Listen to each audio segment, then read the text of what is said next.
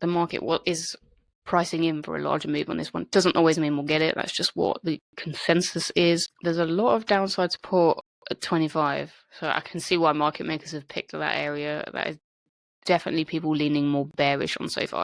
Now that, I think, is probably because, as we mentioned earlier and we've been talking about for the last few weeks, SoFi is pretty much at the current fair value.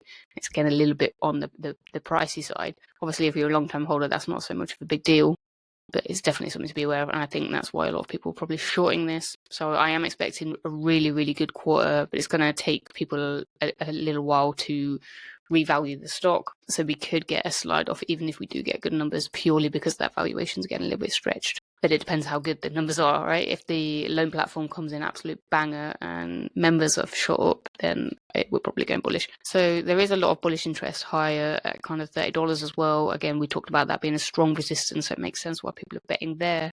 But all in all, very excited. I'm be interested to follow the options market through to earnings and see if people start to rebalance depending on macro. Obviously,